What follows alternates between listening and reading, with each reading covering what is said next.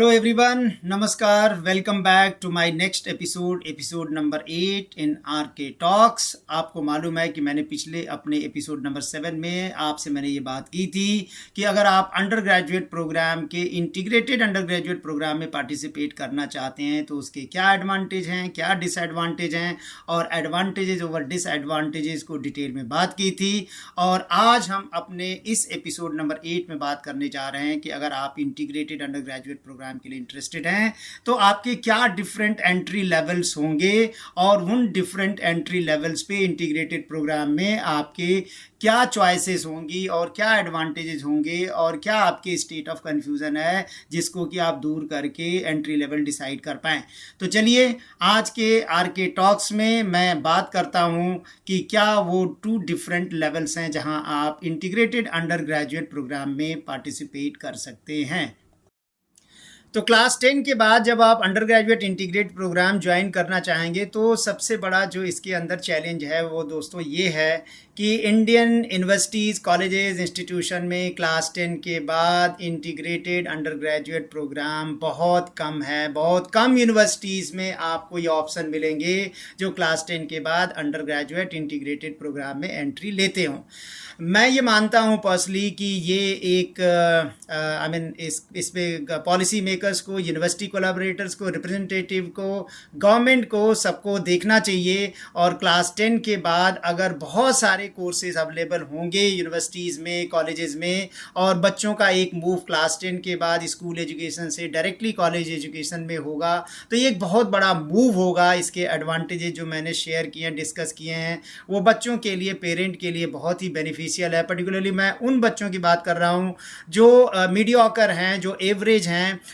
जो national level tough competitive exam को crack नहीं कर सकते, उनके लिए एक बहुत बड़ी जीत है और वो डायरेक्टली 10th के बाद अंडर ग्रेजुएट इंटीग्रेट प्रोग्राम में ज्वाइन करके अपने प्रोफेशनल डोमेन में प्रोसीड कर सकते हैं।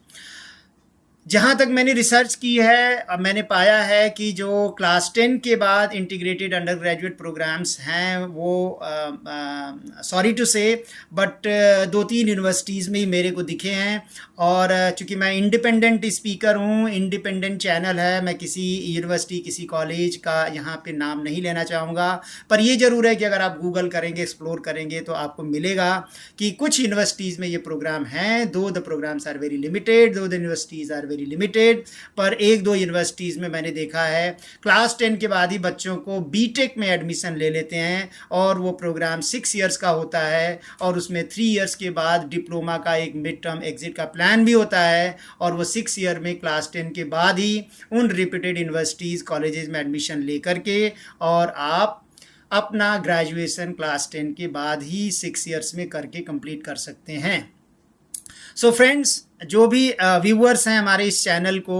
उनसे मेरी रिक्वेस्ट होगी कि इस पे अपनी एनालिसिस करें कि क्लास 10 के बाद अगर अंडर ग्रेजुएट प्रोग्राम्स आ जाते हैं इंडिया में बहुत सारे, और बहुत सारे बच्चे जो स्कूल के लिए इंटरेस्टेड नहीं हो सीधे कॉलेज में जाएं, जल्दी अपने प्रोफेशनल डोमेन में एक्सपर्टीज़ में एक्सपीरियंस गेन करना शुरू करें, उनका 11 एंड 12 का जो टाइम और मनी का वेस्टेज है वो बचे। तो मेरे ख्याल से अगर universities, representatives, institutions, policy makers अगर इस पे ध्यान दें और ऐसी कुछ चीज़ें होती हैं तो मैं समझूंगा कि बच्चों के लिए एक बहुत बेनिफिशियल